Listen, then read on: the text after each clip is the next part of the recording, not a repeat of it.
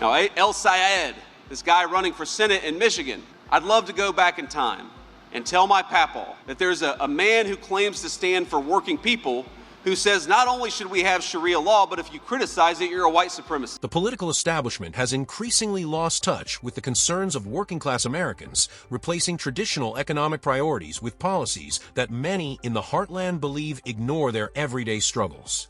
J.D. Vance stepped into spotlight and delivered a sharp critique of Washington, arguing that too many political leaders have forgotten the people they were elected to represent. He laid out his case against the establishment and challenged the policies he believes have left ordinary Americans behind.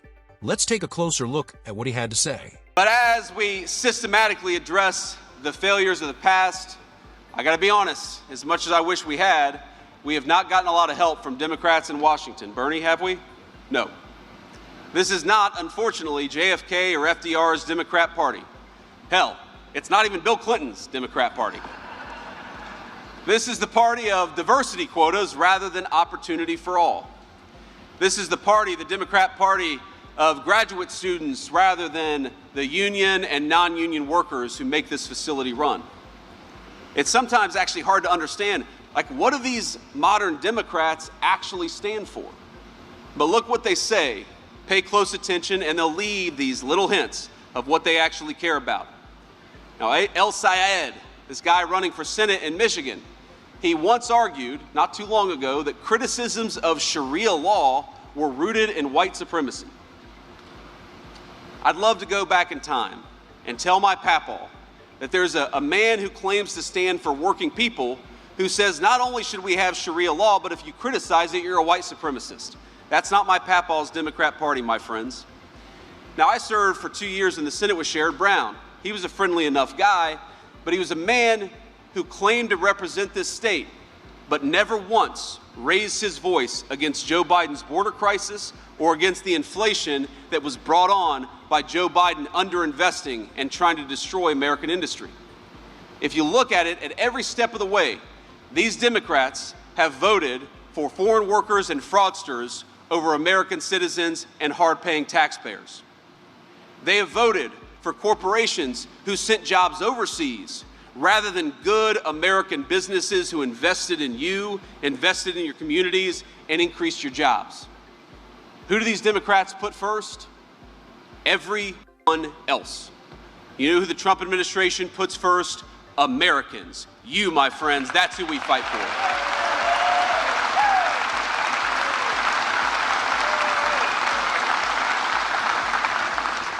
But you know, these Democrats, they've opposed every turn our work to make trade fair again, to stop letting foreign countries take advantage of us. They screamed and cried as we protected our communities from illegal immigration. They sued, they boycotted, they protested, they rioted, and they obstructed, all in the name of defending the interests of foreigners over American citizens. That's right. Now, some of the stories sound insane. In one case, we were working to deport a convicted child rapist in the state of Minnesota. Tim Walz. You remember Tim Walz? Caught wind. And you know what he did? He pardoned the guy. He pardoned a literal child rapist to prevent him from being deported out of the United States of America. Now, we went ahead and got this guy out of our country anyways, and Walz, it gets better. Walz asked the country what good it accomplished. Did that make us any safer? That is a direct quote from the Democrat governor of Minnesota. To which I'd say, as the father of 4 young children, 10-year-olds and everybody else can breathe a little bit easier in Minnesota. Yes, Tim, of course it's good to get violent criminals the hell out of the United States of America.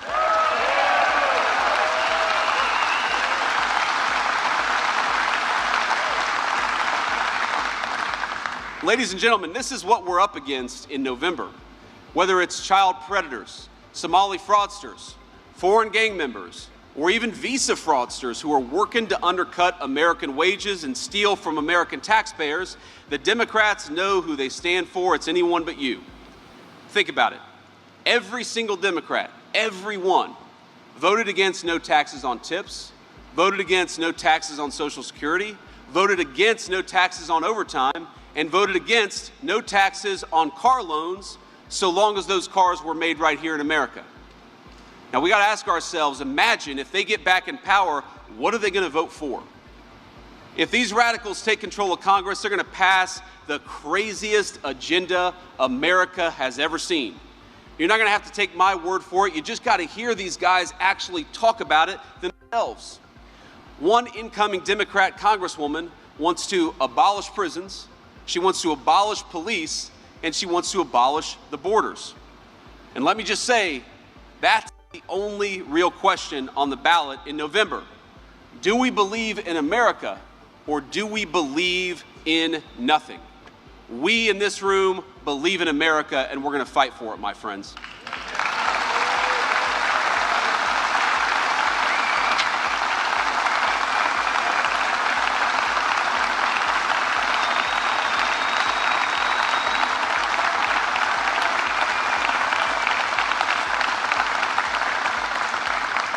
You know, when I reflect on 250 years of American history, what I can't help but feel above everything else is gratitude. I reflect on this incredible life that I've been able to lead thanks to the generosity of so many of the people in this community, people who are here today, friends and family. My stepmom is here, teachers, people who made it possible for me to live the American dream when everything else was fighting against it. The cool thing about this nation is that in our own way, making our own contribution, we've built this country together as one American family.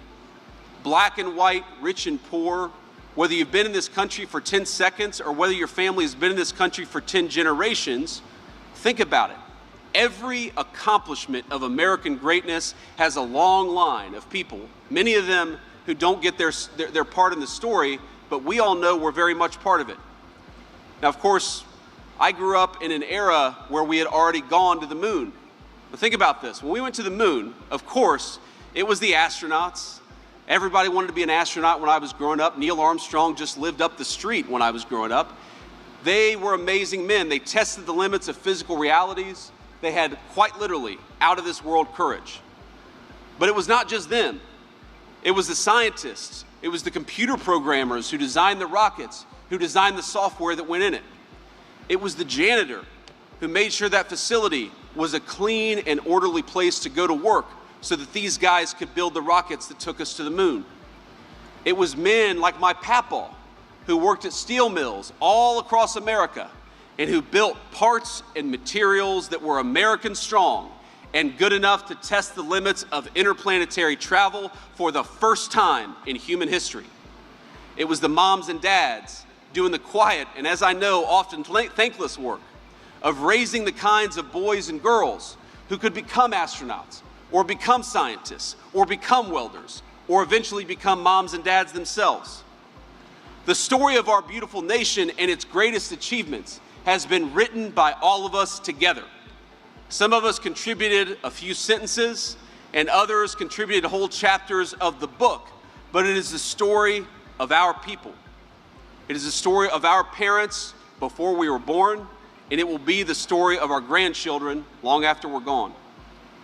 The story of this country is one of a foundation laid by normal, common, and good people who make the great achievements of Western civilization possible. You know, one of my kids is ready to go back to school next week, and I learned through him of a classmate who suffered from a terrible illness. Little girl, beautiful little girl.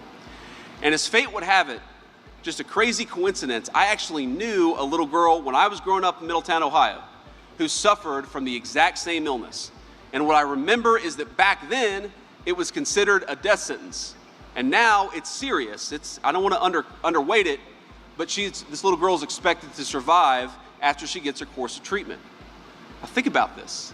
In just a single generation, a disease has gone from a death sentence to another very difficult problem that Americans together can fix.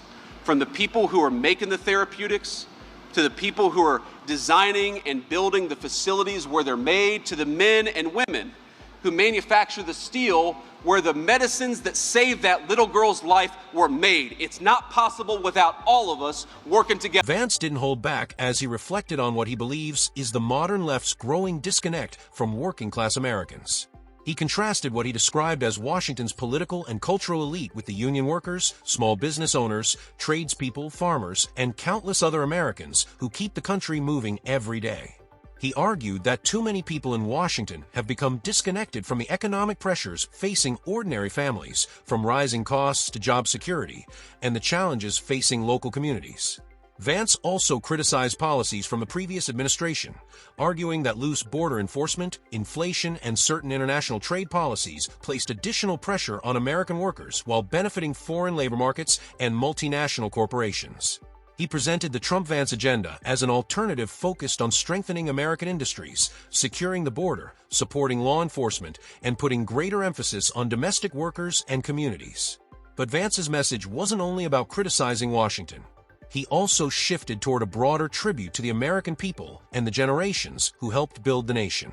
Reflecting on roughly 250 years of American history, he emphasized that some of the country's greatest achievements were not created by distant bureaucrats or political elites. They were accomplished by ordinary Americans working together, scientists developing groundbreaking technology, engineers solving difficult problems, factory workers building products, teachers educating the next generation, parents raising families, and skilled tradespeople keeping communities running. From the factories and steel mills of America's industrial heartland to the scientists and engineers who helped send astronauts to the moon, Vance argued that America's story has always been driven by people willing to work, sacrifice, innovate, and build something bigger than themselves. His message was that the American dream isn't the property of Washington or any political party. It belongs to the people who continue to carry the country forward. He also emphasized the importance of preserving the constitutional system and protecting the principles that have allowed generations of Americans to pursue opportunity and build better lives for their families. Whether you agree with Vance's politics or not, the central theme of his address was unmistakable. America is strongest when ordinary citizens have the opportunity to work, contribute, raise their families, and build a future without unnecessary barriers standing in their way. For his supporters, the speech served as a rallying cry for putting American workers first, strengthening communities, securing the nation's borders, and defending the idea that the country's best days can still be ahead. If you believe America's future depends on hardworking Americans and the continued pursuit of the American dream, let us know your thoughts in the comments. What was the most powerful moment of J.D. Vance's address? Share your opinion below, hit the like button, subscribe for more political speeches and debates, and I'll see you in the next one.